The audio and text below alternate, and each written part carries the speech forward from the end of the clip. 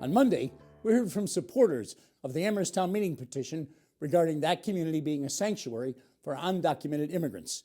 Tonight, Carolee McGrath speaks with opponent attorney Peter Vickery, who became a U.S. citizen himself in 2003. He says the petition for a sanctuary flies in the face of the rule of law. I'm an immigrant, and many of us came to this country, or who have ancestors who came to this country, in search of freedom. And freedom depends on the rule of law. We are a self-governing republic of free people under the rule of law, and we make our own laws. We make our laws through our elected representatives like Congress, and Congress has enacted some laws that include the Immigration and Nationality Act. So tell us a little bit about your immigration story. When did you become a citizen? In February 2002. I married an American, moved over here in 1995, and decided to become a citizen, and I am. But isn't it complicated, though? Can't you understand people who are coming over here trying to get away from, economic difficulties, just oppression? Yes. Can't you sympathize with those people? I absolutely do. And I think the advocates for sanctuary communities make a very good point when they say that for people who've fled whatever turmoil they're fleeing from and arrive here and have entered this country illegally, will be reluctant to come forward to police as crime victims or as witnesses. They will be reluctant to testify or report crime out of fear of deportation. And I think that's a valid point. It's not the only point, and I don't think it outweighs all the other points in favor of enforcing our immigration laws, but that's a perfectly reasonable point for them to make, and I do sympathize with the plight of people who are here illegally and have come here illegally out of fear of persecution at home. I did not flee persecution. I'm from Swansea, South Wales. It's not in the turmoil of civil war. It's not as nice as Amherst, Massachusetts, but I'm not in that position, never have been, thank goodness. But why, so then why would you be opposed to people, coming over here and just staying? Because, immigration is a complicated process, probably takes a long time. Why shouldn't there be more sanctuary communities? Well, I look at comparators. Let's look at Mexico and Canada. They don't have sanctuary communities. They have immigration laws, they have borders, and they enforce their immigration laws quite reasonably. And I think we should do the same. And I know this is true because I heard it on NPR. In December, NPR did a story on how our neighbors to the north and south enforce their immigration laws.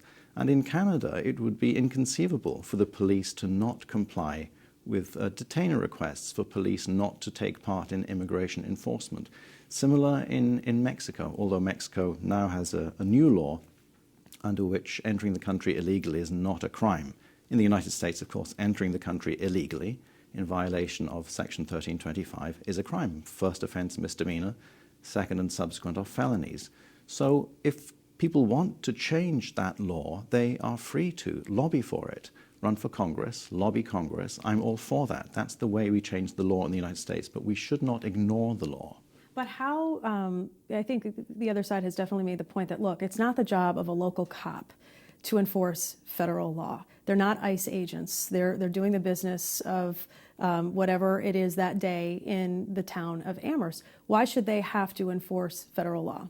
Because that is the law. When they get a detainer request that is lawfully issued by ICE, by Immigrations, Customs and Enforcement, which is a federal agency, ICE is acting pursuant to a federal statute enacted by our Congress, our elected Congress, and the detainer request is perfectly legal. What the detainer request says is, if you have someone in custody, if you've arrested a person, and we've run their name across our database, and we found that they are subject of removal proceedings or of a removal order, hold on to them for 48 hours, and then we can start deportation.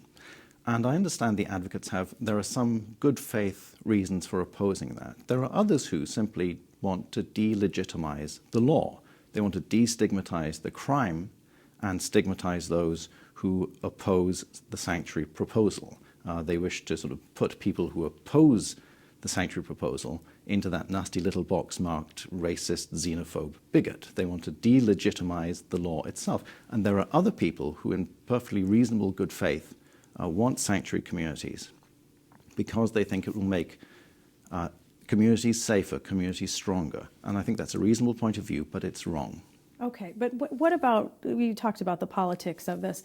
If it wasn't President Trump, of course it is President Trump, he obviously stirs the pot and makes a lot of people angry. Do you think that this is just a way for him to appease the base, or do you think that this is really necessary, his executive order? I think what President Trump is doing is stirring the pot for whatever reason. I mean, clearly the president, whoever the president is, has the duty to deport people who are here illegally.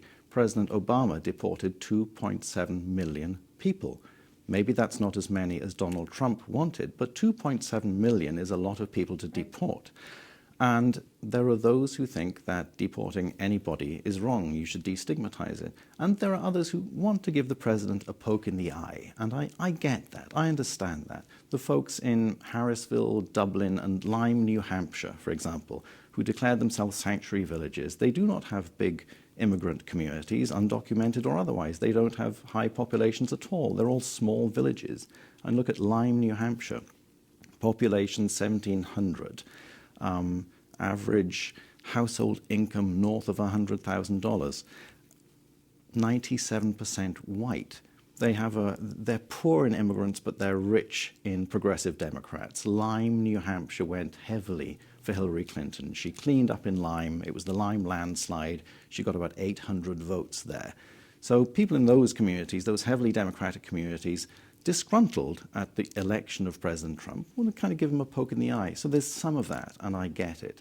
And then there are the others who look at the safety issue, look at the chilling effect of detainers, and quite reasonably say, won't people be reluctant to come forward to report crimes or be witnesses to crimes with detainers? And yes, if you look at what happened in Prince William County, Virginia, there was an element of that. So the UVA, the University of Virginia report into what happened in Prince William County, Virginia, is very helpful for us.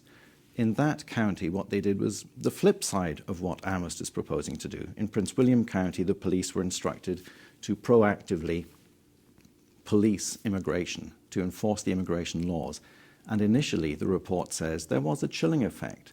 And the chilling soon warmed, says the report, because the police went out of their way to engage in extensive outreach in the undocumented community, in the wider Hispanic community, saying, if you're the victim of a crime or if you're a witness, you are safe. We are not going to deport you. So I think there are ways to address this particular fear of the chilling effect in the undocumented community.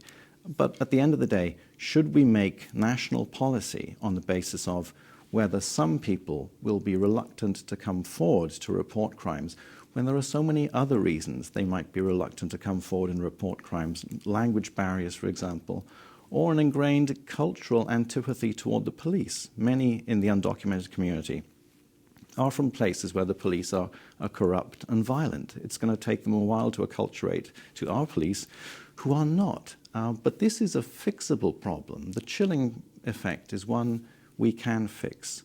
Thank you so much for joining us today and giving us your perspective on this very controversial issue around the country. Thank you. You're welcome.